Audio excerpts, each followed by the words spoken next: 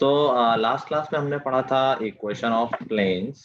उसमें होमवर्क में मैंने कुछ क्वेश्चंस दिए थे, डाउट्स पूछो अपने। सर हाँ सर वो जो थर्ड वाला केस था ना प्लेन का, वो समझ नहीं आया, अभी रिकॉर्डिंग देख रहा था। थर्ड केस में कुछ है नहीं, 3 पॉइंट वाला ना। हाँ सर, वो वाला समझ नहीं आया। अगर ए बी सी 3 पॉइंट है तो हम क्या करते हैं, suppose A B C they should be non collinear points. तो हम दो पॉइंट्स, देखो 2 पॉइंट से एक वेक्टर बन जाता है। तो देखो हम एक ए बी वेक्टर निकाल लें और एक ए सी वेक्टर निकाल लें, ठीक है। Yes sir. बेसिकली जो सेकंड केस है कि हमारा प्लेन एक पॉइंट से जाता है और नॉर्मल पता होता है हमें, तो हम ये लगा देते हैं r minus A dot n is equal to 0, क्योंकि आर माइनस ए हमेशा प्लेन पे होगा, एन उसके परपेंडिकुलर होगा, दोनों का डॉट 0 हो जाएगा। इस बार क्या डिफरेंस है कि हमें नॉर्मल नहीं पता है, बट हमें 3 पॉइंट्स पता है। 3 पॉइंट से 2 वेक्टर मिल जाते हैं। अब अगर ये दोनों वेक्टर, अगर क्या ये तीनों पॉइंट एक ही प्लेन पे हैं, तो हम क्या प्लेन का नॉर्मल निकाल सकते हैं ए बी क्रॉस ए सी से, यस सर। ठीक है। तो बस पिछला जैसा ही हो गया, ए बी क्रॉस ए सी एक तरह से नॉर्मल हो गया ये। और कोई भी जनरल पॉइंट ले लिया जिसका पोजीशन वेक्टर आर है, तो आर माइनस ए प्लेन पे होगा, आर माइनस ए, और फिर उसका डॉट प्रोडक्ट डालेंगे, और उसका वो 0 हो जाएगा। उसी तरह से वो फॉर्मूला बन गया था। ठीक है सर। चलो डाउट पूछो भाई। सर 6th का ए पार्ट। Yes sir. 6 से पहले कोई डाउट? 8th 6 से पहले किसी को कोई डाउट है? No sir. 6 का पार्ट है find the equation of plane that passes through 3 points. इसमें क्या निकल नहीं रहा होगा, आई गेस 0 आ रहा होगा समथिंग। 0 आ रहा था Yes. सर। ठीक है, देखो हमारा जो फॉर्मूला है that is equation of plane through 3 non collinear points. इसके ए पार्ट में जो पॉइंट्स हैं they are not non collinear, they are collinear points. तो 3 पॉइंट कोलिनियर है, ये हम कैसे चेक कर सकते हैं? यूजुअली हमें मैथमेटिकली तुम्हें पहले चेक करना चाहिए, यूजुअली हम करते नहीं क्योंकि हमेशा आंसर आ जाता है। तो अगर हम तीनों पॉइंट्स का डिटर्मिनेंट निकालेंगे, अगर वो 0 आ रहा है that means they will be collinear points, ठीक है। तो 3 पॉइंट अगर एक ही लाइन में, तो फिर तो इनफाइनाइट प्लेन आ सकते हैं, तो एक पर्टिकुलर इक्वेशन नहीं आएगी उसमें, ओके सर। ठीक है। तो अगर 0 आ जाए तो समझ जाना वो पॉइंट्स कोलिनियर है, डिटर्मिनेंट लेके दिखा देना कि 0 आ रहा है that means they are collinear points. लिख लेना, ये लिखा नहीं है हमने, बताना भूल गया था। नेक्स्ट सर यही डाउट था। Question 8 sir. question 8, find the equation of plane with intercept 3 on the y-axis parallel to ZOX plane। ZX के पैरेलल मतलब क्या हो गया इसने यहाँ? ZX प्लेन की इक्वेशन पता है तुम्हें? क्या सर? ZX प्लेन की इक्वेशन पता है? नहीं सर, याद नहीं आ रहा। तुम तो अभी करके सोच के देख लो। XY प्लेन तुम्हारा फ्लोर था, हमने पहले दिन बात की थी। अगर हमें अपने फ्लोर हाँ, yes, sir. अपने फ्लोर की इक्वेशन लिखनी है तो कैसे लिखेंगे? इस फ्लोर पे क्या चीज फिक्स होती है? सर इस पे ये XYZ प्लेन है ना सर? तीनों का थोड़ी होता है, 2 से 1 प्लेन बन जाता है ना। ये XY प्लेन हुआ ना, अगर ये X है और ये Y है तो। Yes sir. तो इस प्लेन पे क्या चीज फिक्स है? जैसे हम एक्सिस की इक्वेशन लिख देते हैं, एक्स एक्सिस की इक्वेशन क्या होती है 2D में? y is equal to 0 is the equation of x axis. Yes sir. कैसे लिखते थे कि x पे हर जगह y 0 है, ऐसे ही प्लेन की इक्वेशन भी निकलती है। प्लेन पे देखो क्या हर जगह कोई एक पर्टिकुलर चीज है? हम अपने फ्लोर की इक्वेशन कैसे लिख सकते हैं? पहले दिन सब डिस्कस हुआ है, भूल गई हो। एक्स वाई प्लेन पे हर जगह z 0 होता है, हाँ सर। तो z is equal to 0 is the equation of x y XY plane. Plane. z is equal to 0 मतलब z 0 फिक्स कर दिया, एक्स वाई कुछ भी हो सकता है, कुछ भी हो गया मतलब पूरा प्लेन कवर हो गया। ऐसे यहाँ पर जो प्लेन दे रखा है 8 में that is ZX plane. ZX plane की इक्वेशन क्या होगी? Y is equal to 0। y is equal to 0, this is the equation of ZX plane. लेकिन हमें क्या इक्वेशन निकालनी है? इसके पैरेलल कोई प्लेन। अच्छा, इसके पैरेलल कोई प्लेन होगा तो या तो इसके ऊपर होगा या नीचे होगा। क्या वो चेंज सिर्फ y में ही होंगे? हाँ सर। ठीक है ना। ZX के पैरेलल अगर कोई प्लेन है तो zx तो एकदम फ्री, वहां तो कुछ भी हो सकता है, y फिक्स हो जाएगा। क्या y is equal to constant will give us a plane which is parallel to xz? हाँ सर। ठीक है ना, जैसे इसमें देख लो z इज इक्वल टू 0 तो xy प्लेन होगा, z इज इक्वल टू 1 कर देंगे तो थोड़ा ऊपर प्लेन हो गया, z1 फिक्स हो गया। सर हो जाएगा अभी क्वेश्चन में से। तो y is equal to constant, और कांस्टेंट शायद यहाँ पर 3 रखा है, तो आंसर हो गया y is equal to 3। Okay sir. Next sir बोलो। सर इस क्वेश्चन में हम नॉर्मली ऐसे x upon 0 is plus y upon 3 plus z upon 0 is equal to 1 करके भी लिख सकते हैं, मतलब वही बात हो जाएगी। नहीं, समथिंग अपॉन 0 कहाँ डिफाइन है? तो लेकिन यहाँ पर सर इंटरसेप्ट कुछ नहीं है तो इसलिए 0। इंटरसेप्ट कुछ नहीं है इसलिए 0 नहीं। सर मैंने a और c मतलब दोनों जो इंटरसेप्ट है उनको इनफाइनाइट कर दिया, तो वो x अपॉन इनफाइनाइट और z अपॉन इनफाइनाइट। इंटरसेप्ट 0 नहीं, यहाँ पर इंटरसेप्ट इनफाइनाइट है भाई। जो दो लाइन कहीं नहीं मिलती हम क्या बोलते हैं? इनफाइनाइट पे जाके मिल रही है। तो ये प्लेन इंटरसेप्ट कहाँ बना रहा है? इनफाइनाइट पे जाके। तो x इंटरसेप्ट हुआ इनफाइनाइट, y इंटरसेप्ट हुआ इनफाइनाइट, मतलब जो भी दो इंटरसेप्ट है, 0 नहीं हुए। Okay sir. और कोई डाउट? No sir. ओके, तो अभी कुछ चीजें चैप्टर में रह गई हैं, let us discuss that. Next thing जो हमें डिस्कस करनी है दैट इज कहां तक हमने कर लिया था? इक्वेशन ऑफ प्लेन, इंटरसेप्ट का कर लिया था sir. Next thing is plane passing through intersection of two given planes. Class 11th में मैंने एक बार बताया था, अगर किसी को याद हो, हमने कोनिक सेक्शन में किया था कि कभी भी दो कर्व के इंटरसेक्शन से कोई कर्व जा रहा है तो उसके इक्वेशन कैसे लिख सकते हैं? कोई कर्व है C1, कोई कर्व है C2, there is a curve which passes through intersection of these two curves, उसके इक्वेशन कैसे लिख सकते हैं?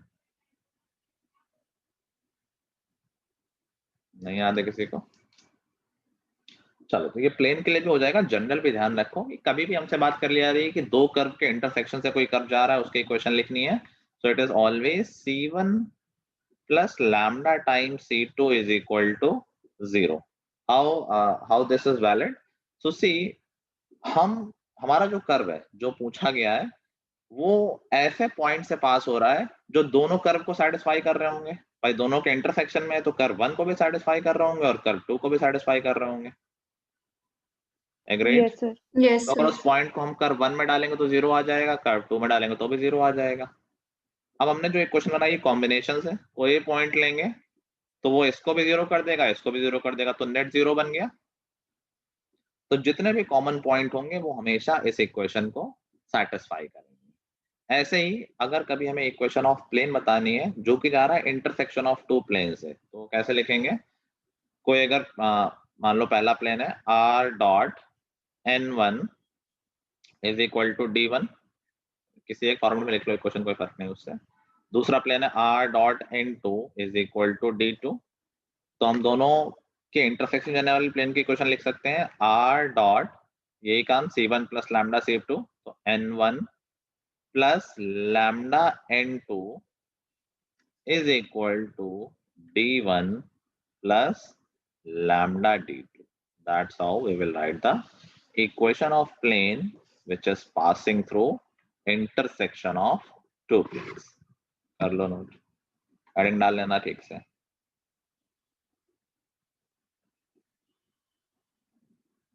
और अगर यही इक्वेशन कार्टेशियन फॉर्म में लिखी हो तो कार्टेशियन में पूरा पूरा कॉपी कर देते हैं। पहला प्लेन है मान लो a1x plus b1y plus c1z plus d1, ये हो गया plane 1, plus lambda times plane 2 a2x plus b2y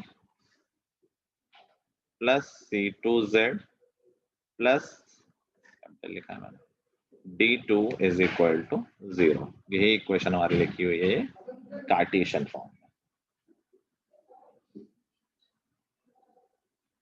Priyanshu, अक्षत कहाँ है?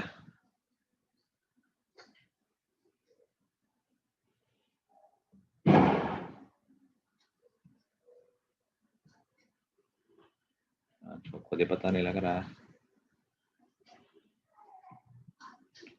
क्लास में हो प्रियांशु?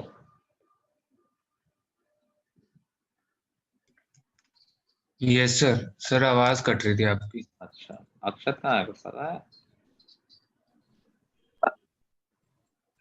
No sir. एग्जाम चल लेंगे तुम लोग? नहीं सर, अभी स्टार्ट नहीं हुए, 10 से है। अच्छा चलो, कोई बात नहीं। लिख लिया? Yes, sir. Okay. Next thing, coplanarity of two lines. हमने डिस्टेंस बिटवीन लाइंस देखी है, तो नाउ वी नो कि दो लाइंस हमेशा एक प्लेन में हो, जरूरी नहीं है। 2D में तो ये फिक्स होता है, वो तो हमेशा एक प्लेन में, ऑफ कोर्स 2D में तो एक ही प्लेन होता है। स्क्यू लाइंस के बारे में हमने सुना है। So now Yes. To check कि कोई दो लाइन है वो सेम प्लेन में है या नहीं है। अगर वो सेम प्लेन में तो हम उनको बोलते हैं कोप्लेनर लाइन। जैसे पॉइंट्स एक ही लाइन में होते हैं तो कोलिनियर हो जाते हैं, ऐसे अगर लाइंस सेम प्लेन में होती है तो उनको बोलते हैं coplanar lines. So if you have two lines, एक हो गई r is equal to a1 plus lambda b1, और दूसरी लाइन है मान लो r is equal to a2 plus mu b2. Now to check whether these two lines are in same plane or not, what we can do, process देख लो, formula तो आ ही जाएगा। देखो अगर दो लाइन सेम प्लेन में है, सपोज ये कोई एक प्लेन है और हमारी दोनों लाइन इसी प्लेन में है, अगर है तो कह रहा है भाई एक पहली लाइन है जो हमारी a1 से पास हो रही है, a1 से पास आ रहा है और b1 के पैरेलल है। ऐसी जो दूसरी लाइन है वो a2 से पास हो रही है और b2 के पैरेलल है। अगर मैं b1 क्रॉस b2 निकालूं तो क्या ये वेक्टर हमारे प्लेन के परपेंडिकुलर हो जाएगा, हमारे प्लेन के नॉर्मल हो जाएगा, considering Yes, sir. Same plane Yes, में है। sir. ठीक है, ओके। और अगर मैं ये वाला वेक्टर निकालूं a2 माइनस a1, क्या ये भी सेम प्लेन में होगा? Yes, sir. a2 minus a1 तो भाई दोनों पॉइंट उसी प्लेन पे हैं, तो ऑफ कोर्स इन दोनों को ज्वाइन करने वाला भी वेक्टर सेम प्लेन पे होगा। तो a2 माइनस a1 है प्लेन पे, b1 क्रॉस b2 है उसका नॉर्मल, इन दोनों का डॉट प्रोडक्ट क्या होगा? 0. 0. This is the condition for two lines to check if two lines are coplanar or not. ये देखो क्या ये स्केलर ट्रिपल प्रोडक्ट आ गया? Yes, sir.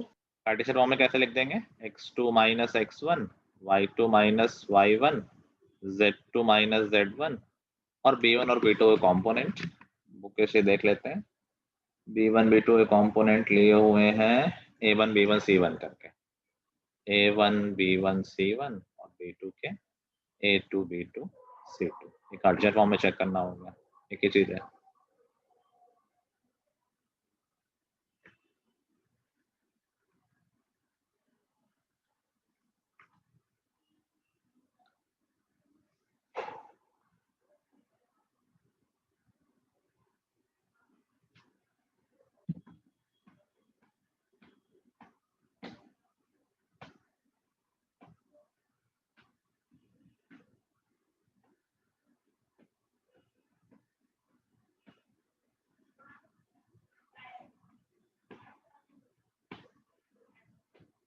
लिख लिया?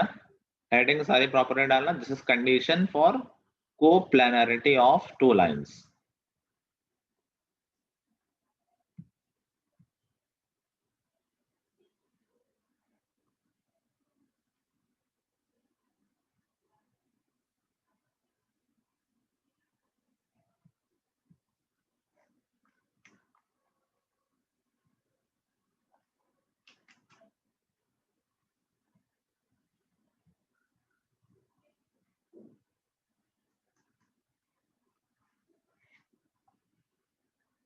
इस सीरीज का शेड्यूल ठीक है, कोई प्रॉब्लम तो नहीं है? No, sir.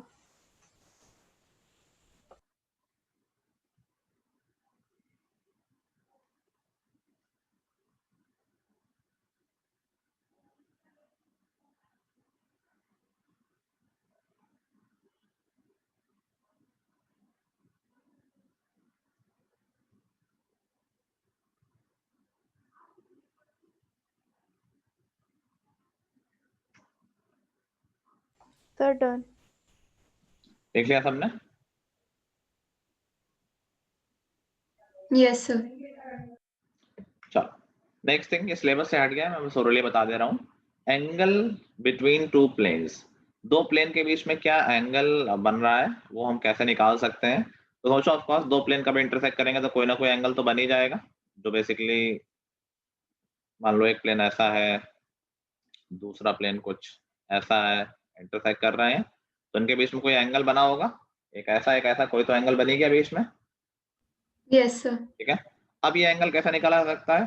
देखो प्लेन के बारे में सबसे इंपॉर्टेंट बात क्या है, क्या सबसे इंपॉर्टेंट एलिमेंट है उसका? नॉर्मल। नॉर्मल। अभी बताओ जो प्लेन्स के बीच में एंगल है, अगर मैं दोनों का नॉर्मल ले लूं तो क्या वही एंगल दोनों के नॉर्मल के बीच में होगा? भाई जिन सरफेस के बीच का एंगल निकालना है दोनों का परपेंडिकुलर खींच दिया है, तो अगर एक का खींचता तो दिक्कत, तो एंगल चेंज हो जाता। दोनों का ही परपेंडिकुलर खींच दिया है तो क्या एंगल जो दोनों के बीच के नॉर्मल का निकाल लेंगे तो प्लेन के बीच का एंगल भी आ ही जाएगा। Yes, sir. यस। समझ गया ना बात? So basically, whenever we need to find angle between two planes, we will find angle between their normals. तो अगर थीटा एंगल है between them, n1 और n2 नॉर्मल है, तो n1 dot n2 upon magnitude of n1 magnitude of n2. This is simply angle between two vectors.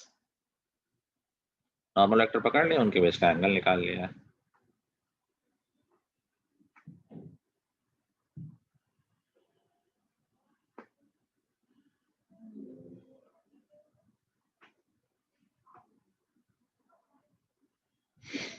Sir वो cross product से भी तो एक एंगल निकलता है, तो वो परपेंडिकुलर होगा वो?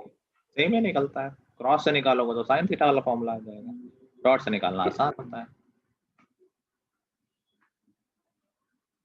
ठीक है, एंगल तो सेम, दो वेक्टर का क्रॉस भी निकाल सकते हो, डॉट भी निकाल सकते हो, एंगल तो सेम ही यूज होता है ना। हाँ सर, वो क्योंकि वो ए क्रॉस बी तो परपेंडिकुलर होता है उसके। अलग चीज हो गई, वो तो तुम उसके रिजल्ट की बात करो, ए क्रॉस बी की यहाँ बात नहीं हो रही है। बात हो रही है कि जो उनके बीच का एंगल है वो क्या है। तुम जो बता रहे हो रिजल्टेंट का एंगल नहीं बता रहे हो कि दोनों के परपेंडिकुलर होता है। ओके सर, ठीक है। नॉट टॉकिंग अबाउट रिजल्टेंट है ना, वो तो ए और बी के जो बीच का एंगल जो साइन थीटा वाला थीटा हम उसकी बात कर रहे हैं। तो अगर तुम साइन थीटा में लिखना चाहो तो sine theta is equal to n1 cross n2 upon magnitude of n1 magnitude of n2, same बात आ जाएगी। ठीक है। Yes, Another sir. thing जो भी हट गई सिलेबस से, angle between a line and a plane. अभी मुझे एक प्लेन और एक लाइन के बीच का एंगल निकालना है। नाउ थिंक कि हमें क्या करना चाहिए। ये वाला एंगल हो गया बेसिकली। सर उसका नॉर्मल और वो उसका एंगल निकाल लें।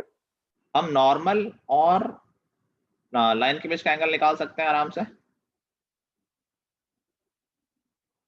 नॉर्मल और लाइन के बीच का एंगल निकाल सकते हैं। Yes sir. भाई लाइन भी पता है, नॉर्मल भी पता है, तो एंगल तो निकल आएगा। बट क्या वही एंगल जो नॉर्मल और लाइन के बीच का एंगल है, क्या वही प्लेन और लाइन के बीच का एंगल होगा?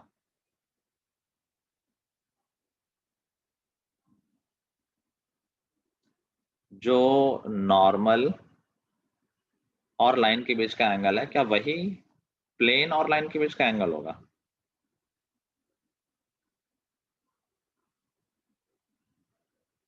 सोचो और बताओ। सर वो 90 माइनस थीटा हो जाएगा, क्योंकि उसका मतलब वो परपेंडिकुलर होता है तो वो तो सिर्फ नॉर्मल है उसका आ जाएगा, लेकिन प्लेन का तो एक्चुअल तो 90 माइनस करना ही पड़ेगा। बिल्कुल ठीक बोल रहे हो। देखो ऊपर वाले केस में फायदा क्या हुआ कि हमने दोनों का परपेंडिकुलर ले लिया, तो एक बार एंगल खराब हुआ बट फिर से एडजस्ट हो गया।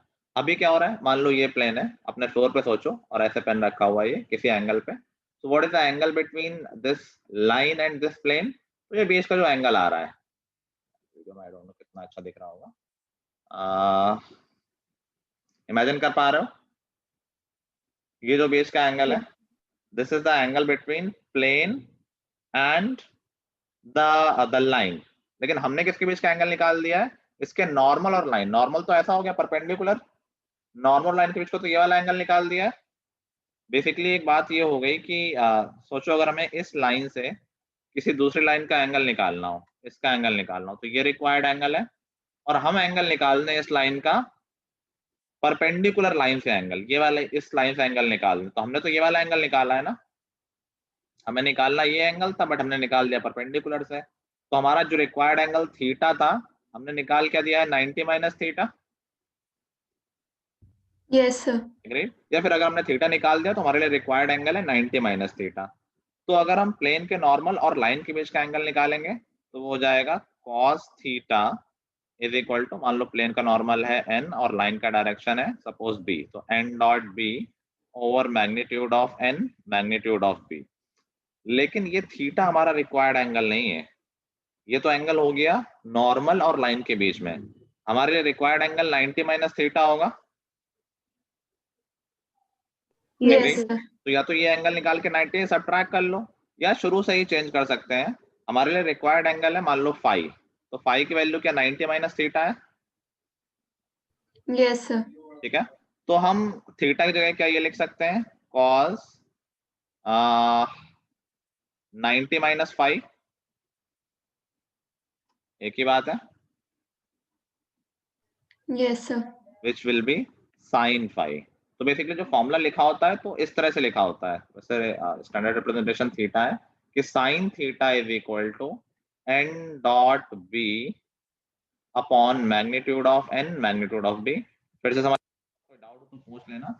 यहाँ मैंने क्या बताया है कि theta is the required angle, use भी डॉट हुआ है, लेकिन साइन लिखा होता है तो लोग कंफ्यूज रहते हैं कि यार साइन क्यों लिखा है, डॉट मतलब कॉज आता है, साइन इसलिए आ रहा है because we are writing the complementary angle in the cos, ठीक है। क्योंकि हमने जहां पर डॉट प्रोडक्ट लिया है वो कॉम्प्लीमेंट्री एंगल के साथ ले लिया, एक्चुअल एंगल के साथ नहीं लिया है। तो जो हमारा फाइनल फॉर्मूला बनता है उसमें राइट साइड में डॉट प्रोडक्ट वाला फॉर्मूला होता है डॉट वाला, लेफ्ट साइड में कॉस की जगह साइन लिखा होता है। समझ गए सब लोग बात? Yes, sir. Theta required angle है, अब इसमें कुछ वो नहीं करना 90 माइनस वगैरह।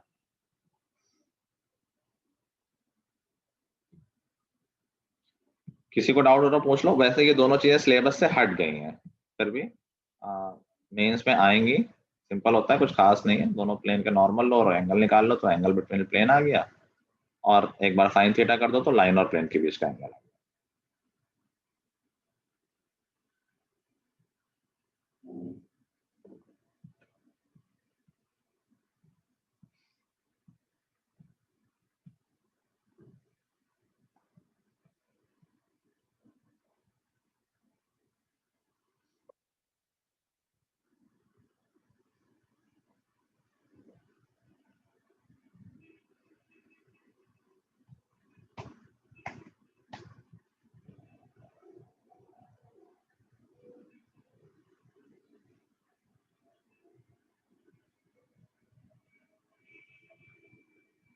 सर लिख लिया।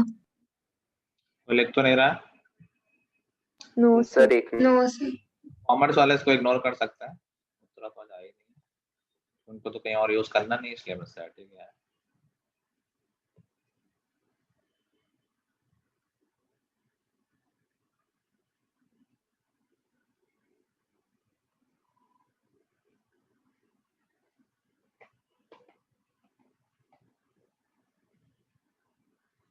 सर हो गया।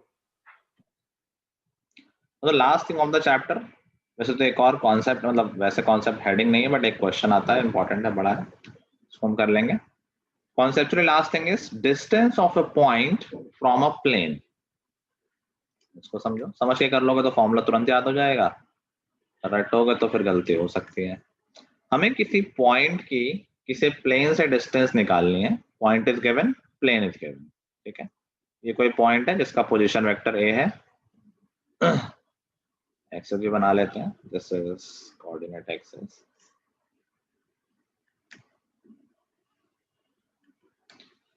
So basically what we are looking for, we are looking for this distance of point from the plane। ये point है जिसका position vector a है, let's draw the position vector, ये हो गया position vector, this is a।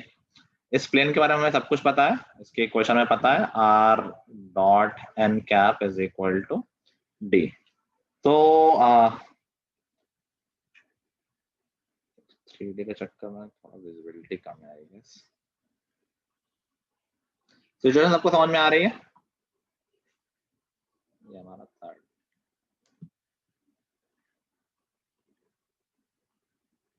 सबको समझ में आ रहा है कि क्या पूछा जा रहा है? Distance of a point from a plane in the figure we need to find the distance A B, capital A B जो मैंने लिखा हुआ है, ठीक है? Yes, sir. Now how we are gonna find it, process थोड़ा interesting है। हम क्या करेंगे, we will draw a plane which is parallel to given plane and passing through A. एक प्लेन बनाएंगे जो गिवन प्लेन के पैरेलल है और ए उसमें लाई कर रहा है। दिस कैन बी डन, ये तो कंस्ट्रक्शन जैसी चीज हो गई, करी जा सकती है। Now is our target now to find the distance between these two planes? Yes sir. Yes, sir. Distance between दो प्लेन मिल जाएगी तो वही distance between point and plane हो जाएगी। तो प्लेन हमने इमेजिनरी बनाया है, ठीक है। अभी हमें क्या, ये जो ब्लैक वाला प्लेन है उसके डिस्टेंस ओरिजिन से पता है क्या? डायग्राम अच्छा नहीं है। हमें गिवन प्लेन की डिस्टेंस ओरिजिन से पता है क्या? Yes sir, D. Sir, D. ठीक है, तो बेसिकली अगर हम इस इमेजिनरी प्लेन की डिस्टेंस ओरिजिन से निकाल लें तो क्या दोनों प्लेन के बीच की डिस्टेंस आ जाएगी? पैरेलल प्लेन है, दोनों का नॉर्मल सेम होगा। Yes, sir. समझ गए बात? मैं डायग्राम फिर से बनाता हूँ थोड़ा बेटर दिखे। प्रोसेस जो चल रही है आई होप आपको समझ में आ रही है। Now I am saying if we find the distance of these two planes from the origin, तो यही हो जाएगी डिस्टेंस बिटवीन टू प्लेन्स। और वही हम ढूंढना चाह रहे हैं, जो डिस्टेंस बिटवीन टू प्लेन है वही डिस्टेंस फ्रॉम द ओरिजिन है। चलो आई गेस बेटर दिख रहा है। ये पॉइंट हमें गिवन था, इसका पोजीशन वेक्टर ए है, पॉइंट ए है, पोजीशन वेक्टर ए है, ये प्लेन हमें गिवन है। And now we are looking for this distance, और पहले प्लेन की हमें ओरिजिन से डिस्टेंस पता ही है D, so we are now only looking for distance of this second plane, this imaginary plane from the origin. इस imaginary plane की origin से डिस्टेंस क्या हो सकती है? तो फिर मैंने सेम वेक्टर बना दिया है। ये तो नॉर्मल हो गया, मान लेते हैं ए कहीं और है।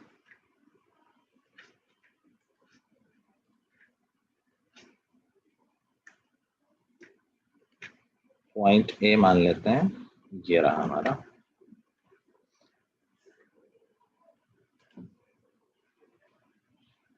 ओके, सो इस इमेजिनरी प्लेन की ओरिजिन से डिस्टेंस क्या ऐसे निकाल सकते हैं?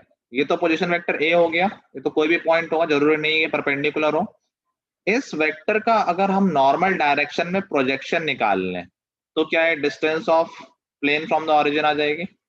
कोई भी पॉइंट प्लेन में ओरिजिन से ज्वाइन कर रखा है, that is obviously not the distance, क्योंकि जरूरी नहीं कि वो नॉर्मल के डायरेक्शन में हो, पॉइंट तो कहीं भी हो सकता है। बट इस वेक्टर का जो OA वेक्टर है, अगर हम नॉर्मल के डायरेक्शन में प्रोजेक्शन निकाल लें, will that give us the distance of this plane, this red plane from the origin? Yes sir. Yes, sir. ठीक है, प्रोजेक्शन कैसे निकाल सकते हैं बताओ, क्या होगा projection? A dot n cap. A dot n cap, very good. सबको बात समझ में आ गई ना? ये हमें दे देगा distance of imaginary plane from the origin. Distance of given plane from the origin already हमें पता है, दैट इज डी। यही आ गई distance between two planes, d minus ए डॉट एन कैप। यही तो हम ढूंढ रहे थे, distance of point from the distance of a point from a plane. सबको बात समझ में आ रही है? Yes. Yes sir. ठीक है, तो ये हमारा फॉर्मूला हो गया। मॉड लगा लेंगे, हो सकता है ये वाला प्लेन आगे हो, वो वाला प्लेन दूर हो इमेजिनरी वाला, तो उसमें कोई फर्क नहीं है।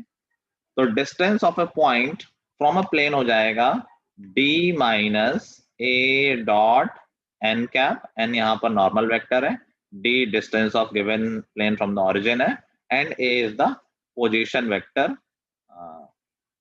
वेक्टर ऑफ द पॉइंट जिससे हमें डिस्टेंस निकालनी है प्लेन की। फॉर्मूला सिंपल सा है।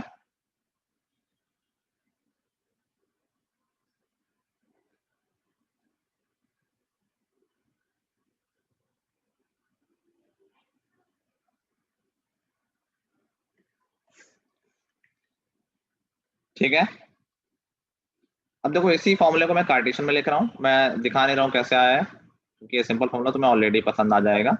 याद है हमने distance of point from A line सीखा है 11th में, किसी को फॉर्मूला याद है?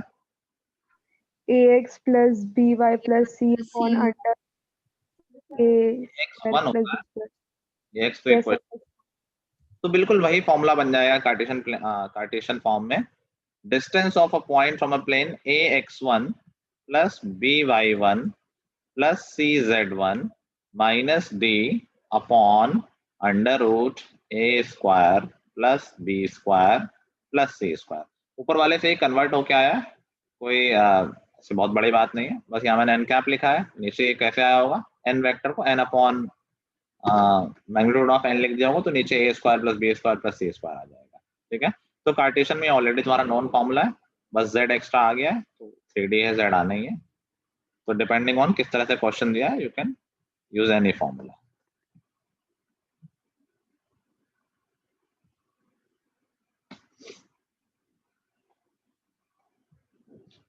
ठीक है, यहाँ से हमारा ऑफिशियली चैप्टर खत्म होता है। ऑल्दो अभी मैं एक चीज और थोड़ी लंबी है वो सीखनी है, वो मैं अगली से बताऊंगा।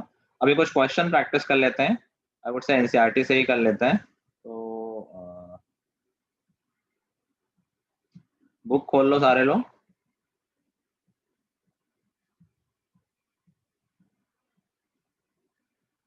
क्वेश्चन 4 हमने छोड़ा था, वो अभी भी छोड़ दो। क्वेश्चन नंबर 10 कर लो।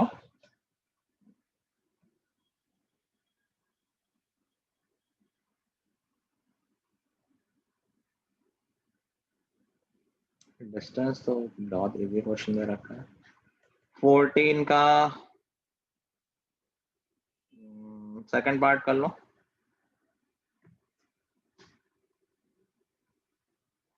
बाकी तो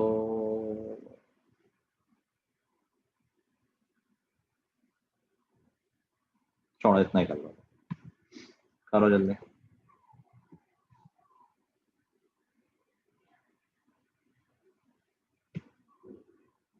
पहले 14 भी कर लेना, वो जल्दी हो जाएगा, 10 में शायद अटकोगे।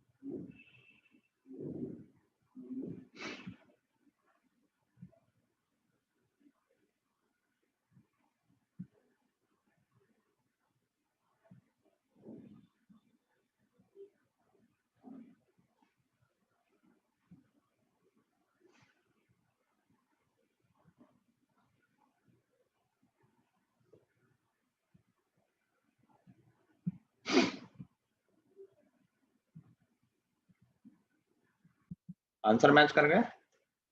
Yes, sir. Yes, sir. Lambda की वैल्यू निकाल लो तुम, मैं तो बताया नहीं था अभी तक। किसी का तो अटका होगा, सबका टाइम था। मिनट रुक जाइए।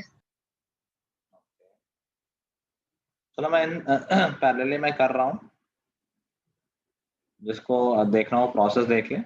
Find the vector equation of plane passing through intersection of two planes. Intersection जरा का मुझे फॉर्मूला पता है, r डॉट n1, यहाँ आई थिंक यूनिट तो है नहीं, ऑल्दो कोई फर्क नहीं है। n1 हो गया 2i plus 2j minus 3k plus lambda times n2, जो कि हो गया 2i plus 5j plus 3k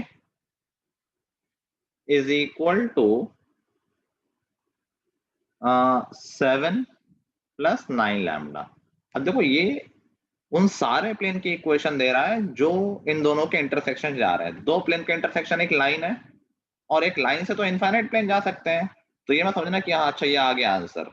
this is giving you a general equation. This is telling all the planes जो एक दो प्लेन्स के इंटरसेक्शन जा रहे हैं। इमेजिन कर सकते हो दो प्लेन इंटरसेक्ट करेंगे, एक लाइन बनेगी। कहाँ पर इंटरसेक्ट करेंगे? प्लेन से प्लेन कटेगा, लाइन ही तो आएगी कॉमन। और एक Yes, लाइन, sir. एक लाइन से तो इनफाइनाइट प्लेन जा सकते हैं। ये लाइन है मान लो, इसके थ्रू ये देखो कितने भी प्लेन बना लो, ठीक है। So we need to find particular value of lambda. For that another information is given. क्या है वो information? कि ये plane 2, 1, 3 से पास करता है। That means ये जो equation हमारी आई है उसको 2, 1, 3 satisfy करेगा। ठीक है, वेक्टर फॉर्म में लिखा है तो r को वेक्टर लिख दो। जैसे नहीं हम नॉर्मल 9, 10th में करते थे, कोई लाइन किसी पॉइंट से पास करती है तो पॉइंट लाइन की इक्वेशन को सेटिस्फाई करता है।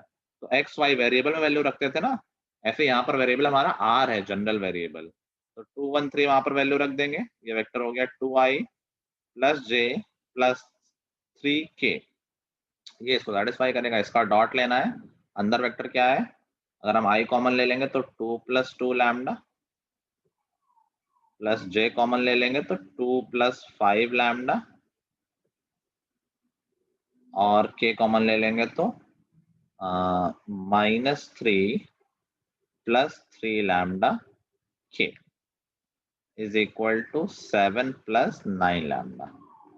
अब डॉट प्रोडक्ट लेना हमें आता ही है, तो you get 2 into 2 plus 2 lambda, you will get 4 plus 4 lambda, plus 1 into 2 plus 5 lambda, तो 2 plus 5 lambda, plus 3 into -3 plus 3 lambda, तो -9 plus 9 lambda is equal to 7 plus 9 lambda। ये हो गया 4 to 6 -3 and plus 18 lambda is equal to 7 plus 9 lambda। यहाँ से आ गया 9 lambda is equal to 10, और lambda की हमें पर्टिकुलर वैल्यू मिल गई। इस वैल्यू को यहाँ पुट कर देंगे तो हमारा फाइनल आंसर आ गया। लैम्डा ही तो अननोन था, बस 10/9 पुट कर देना, आंसर आ जाएगा। आ गया तुम लोगों को यही आंसर? Yes Yes, sir. हो सकता है वो कोई और इन्फॉर्मेशन दे दे कि ये जो प्लेन है वो किसी और प्लेन के परपेंडिकुलर है, तो फिर उन दोनों प्लेन के नॉर्मल का डॉट प्रोडक्ट 0 कर देना। मतलब कोई ना कोई इन्फॉर्मेशन देगा टू गेट दिस लैम्डा। ठीक है, किसी को नहीं आ रहा हो तो प्लीज आस्क। सबको आ रहा है, फाइन। डिस्टेंस तो बच्चों वाला था, आ ही गया होगा। ठीक है, तो बचे हुए क्वेश्चन कर लेंगे। बचे हुए क्वेश्चन ज्यादा नहीं है, फोर्थ वाला बस छोड़ देंगे। उसके अलावा आई थिंक हमारा 9 क्या है ना, या 9 रह रहा है, 9 कर लेंगे, 11 कर लेंगे, एंगल वाला 12 है, if you want you can do, otherwise you can leave it, and 14 कर लेंगे। वैसे तो 5 मिनट का ही है। बस लास्ट थिंग रह गई है, to find the foot of perpendicular या image of a point about a plane. Image of point about a line निकाल रखी है हमने, अब अबाउट अ प्लेन सीखना है हमें। तो वो बड़ा क्वेश्चन आता है, 6 मार्क्स में आता है, तो वो नेक्स्ट क्लास में सीख के इस चैप्टर को रैप अप करेंगे। ठीक है, Yes, sir. इतना सब ठीक चल रहा है ना? मतलब आई डोंट नो क्या इस बैच में चलता है, कोई दिखता नहीं है सबका, एक दो लोग ही बोल रहे होते हैं। तैयारी ठीक चल रही है? प्रियांशु, आदित्य, यस सर, सही चल रही है। Why don't you talk anything? Ishika, yes sir. ठीक है तैयारी? Yes sir. टेंशन तो नहीं तुम लोगों को? चलो, आई होप नहीं है, बाकी हो तो बताना। ठीक है, फिर आज इतना ही सीखेंगे। Till the next time, goodbye everyone, have a good day. Yes, sir. Thank you, sir.